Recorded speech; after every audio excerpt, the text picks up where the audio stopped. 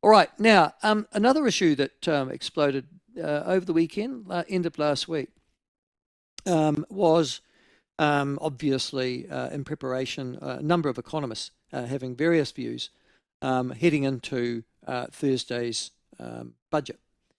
I'm not going to say it's going to be a critical budget in the scheme of things, but and I'm not going to say it's going to do anything other than tinker at the edges. Most budgets aren't seminal.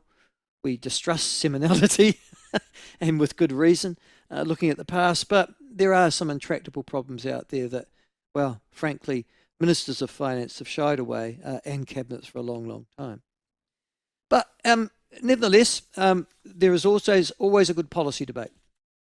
And there, as for politicians, there are different ambits, different ideas, different philosophies, different ideologies, different policies that are promoted. So there is amongst our economists as well. One of those is our next guest, Auckland University's economics professor, Robert MacCulloch, who has, listen, to be honest with you, and it's ignorance on my part, I'm sure, I was not aware that Robert was a professor at Auckland University or that economics was his particular specialty. I'm sorry, I'm sure that is ignorance on my part. But I am assured that he is a leading university professor and that his blog, which talked about economic matters and sought to, I guess, interpret them for people like you and me, was well read and well regarded. But at the end of last week, he wrote that he would be writing his blog no more. It's called Down to Earth Kiwi Blog. And he would be writing it no more because he felt that he was being intimidated, in essence, for having, and threatened, for having his particular world or national economic view being published.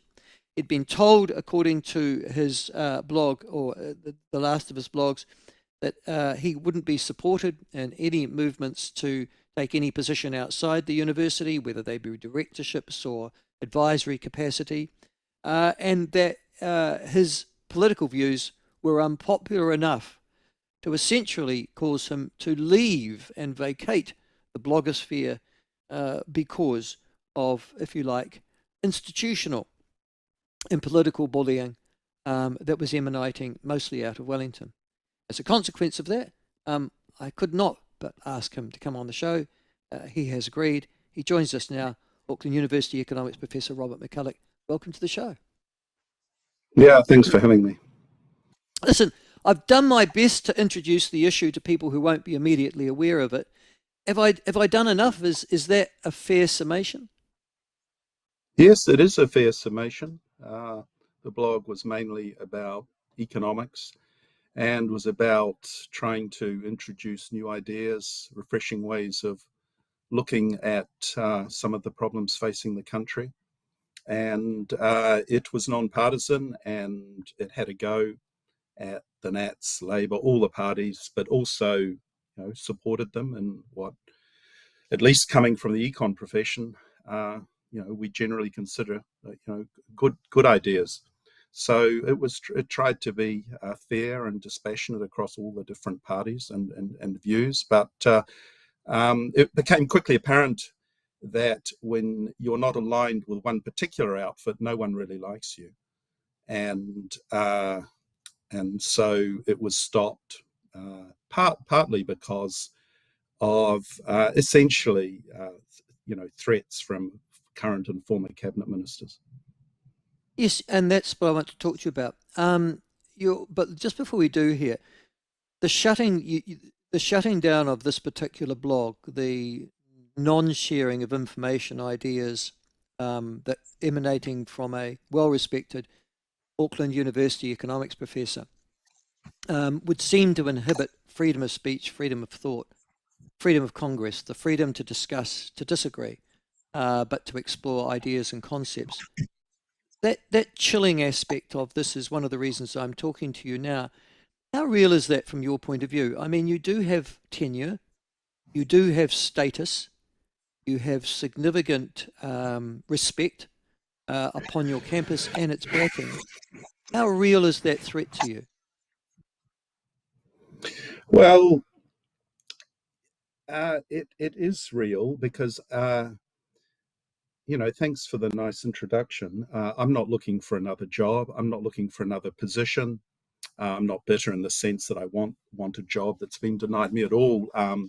My job is pretty much the best that I can get, that an economist could get in New Zealand. An endowed chair at the university. It's a great job, and it's going really well in all regards. So I'm not chasing any particular position or anything, but just in trying to open up alternative ways of looking at problems and also addressing issues of nepotism and what I call soft corruption that is now pervasive in the corporate sector and in Wellington.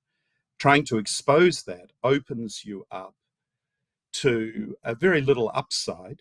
As you've said, what's the upside to me? There's not a dollar in the blog, but a tremendous amount of downside, which has been conveyed to me from our political class in terms of being persona non grata. It's not appreciated to take them on because it is detrimental to their reputation, and also opens one up to very real threats of defamation, one of which came from Foodstuffs that wrote a letter to the university when my colleague Tim Hazeldine dared to call the supermarket duopoly a supermarket duopoly, and their law firm wrote to the university saying take down that article, which they actually did. So the downside is very real. Defamation actions, being persona non grata, being excommunicated from the little cozy group of inbred Wellington officials, and also the sort of high-ranking boards of New Zealand, which are largely also an inbred club. So I quickly learnt the lesson that if you try to rock the boat, should you try to rock the boat, be contrarian. In this country, you're labelled a troublemaker, a difficult person. The Nats want nothing to do with you. The Labour want nothing to do with you. Corporate New Zealand wants nothing to do with you. So what advantage is there? I'm fine with it. I don't need a job. I've got a job, but what's the benefit? They put a lot of cost on you for virtually no benefit. Mm. I guess you're talking to a contrarian, as you probably are aware, on a contrarian radio show, if you like to put it that way. um, isn't the question here? And listen, I will put it back to you, Robert, and then we'll talk about the nature of the threats. But isn't the nature of the show that you need courage too, in positions where you are like that, even if there is that sort of opposition out there? You go, stuff you. You're not going to beat me. I am going to continue to make sure that discussion happens. Can I ask, did you consider that in carrying on with your blog? Well, I did, and I've been going at it for 5 years, and I've been doing these opinions for 10 years. And I have been pushing against the pricks in every way that I can, and over a very long period of time. And now I'm, become a bit worn out by it. But yes, it does. So It yeah, does and require really that's courage. what you're expressing, is it? You're exhausted, having to confront this Yeah, I'm on a regular exhausted by basis. it. Yeah. Okay. All right. I've got that. Listen, go back. The kind of people who are placing pressure on you. Let's talk from the political side first of all. Who are they, and what was the nature of the pressure? Well, take our lovely finance minister for example. When you start finding out how decisions are made in the country and how the appointments are made, and you start pointing out the nepotism and the inbred club that is seems to have occupied our high offices, it's deeply unappreciated for obvious reasons. And the more you name names, the more they get upset. And the last few months, I was writing a number of articles on Nicola Willis, her political intervention in the Reserve Bank of New Zealand, which led up to the resignation of the governor. And the more you dig into it, and the more you expose the dirt and what's actually gone on, and the more you write articles, as I did one in the Herald at the end of last year on 10 ways that she had become quite sort of disappointing as a finance minister, then you get the pushback, and the pushback comes from her cabinet colleagues saying things like, "Oh well, no wonder you're not going to be considered for any sort of appointment the way the way you carry on." Oh, I see. So what is that? What is that coming out of the cabinet? That is saying, of course, there is a high level soft corruption going on in the country. And I've learned about corruption in New Zealand. It usually is not money under the table like it is in most countries and suitcases of cash. Corruption in New Zealand takes the form of you scratch my back, I scratch yours. That's how it works. And the message to me from the cabinet is you write lovely articles about us and you tell everyone how wonderful we are, and there's more likely to be something in it for you. Oh gosh, maybe you'll be put on a board or something. I never even asked for any of that. I'm not Oh, interested. listen, I don't but give a damn about listen, yeah, okay, and that's true. I it. mean, That's the deal. That's the deal. I don't want to be part of that